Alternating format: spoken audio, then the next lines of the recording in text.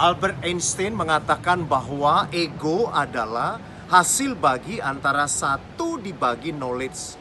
Makin besar knowledge seseorang, pengetahuan dan wawasannya, maka makin kecillah egonya. Sebaliknya, makin kecil pengetahuan dan juga wawasannya, maka makin besarlah egonya. Berarti, siapakah orang yang egois, yang suka mementingkan diri sendiri? Albert Einstein mengatakan bahwa mereka yang tidak punya pengetahuan, yang wawasannya sempit, yang tidak mengerti lingkungannya, sehingga mereka selalu membawa pembenaran kepada diri sendiri.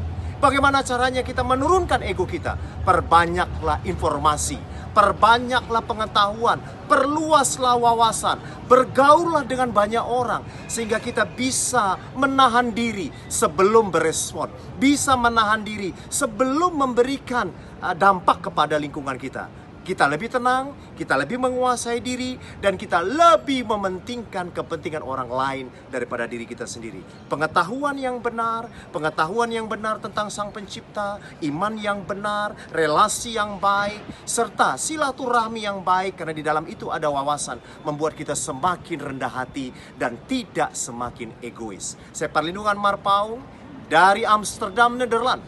Untuk Anda sekalian yang luar biasa. Bye. Perusahaan sebagus apapun, kalau kita nggak menjalankan, tidak akan ada hasil. Orang sehebat apapun, kalau tidak mau belajar, tidak akan ada hasil. Kak, saya perempuan, Kak. Terus kenapa kalau perempuan? Saya juga perempuan, tapi bisa. Kak, saya ibu rumah tangga. Ya terus kenapa kalau ibu rumah tangga? Bukannya justru karena ibu rumah tangga paling tahu harga sembako mahal, maka harus optimal, karena banyak yang salah kaprah. Anak dianggap jadi rem, bukan jadi gas. Saya nggak bisa, Kak, soalnya punya anak. Ada orang kalau paham, cara mengerjakannya beda. Orang kalau nggak paham, nggak dikerjakan, pasti hasilnya juga beda. Jadi kalau ada teman-teman di luar sana, laki-laki kebanyakan alasan, maaf banget nih, malu sama yang perempuan. Anak kedua usia 8 bulan masih naik kereta menuju Purwokerto pembinaan jaringan.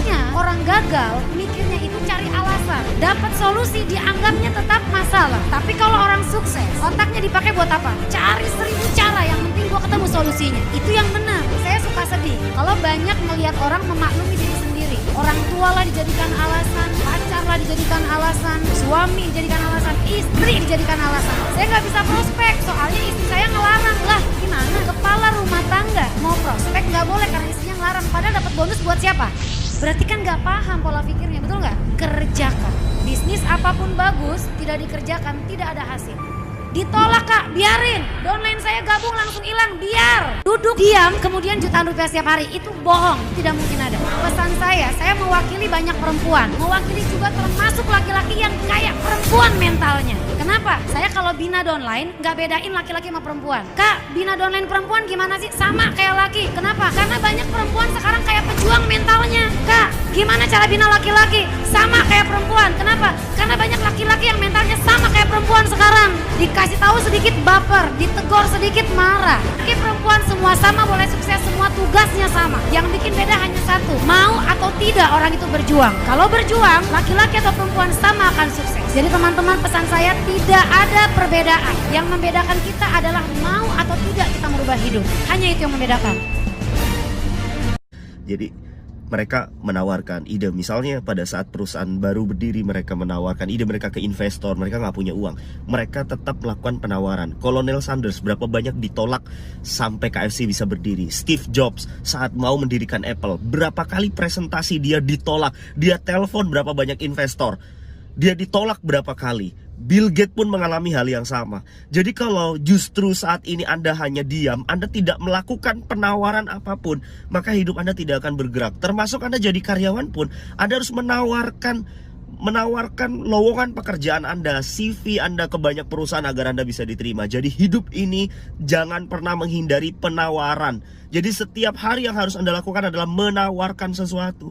Jadi kalau Anda tidak menawarkan sesuatu, maka tidak akan pernah ada peluang bagi Anda. Jangan pernah takut, jangan pernah malu untuk menawarkan sesuatu, karena itu pintunya, itu kuncinya kenapa seseorang bisa menjadi sukses dan kaya.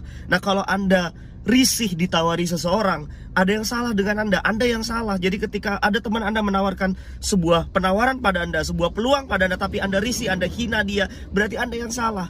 Seolah-olah Anda tidak akan pernah bergumul dengan penawaran dalam kehidupan Anda. Padahal satu-satunya cara untuk Anda bisa kaya, Anda harus menawarkan sesuatu. Hanya itu caranya, tidak ada jalan pintas.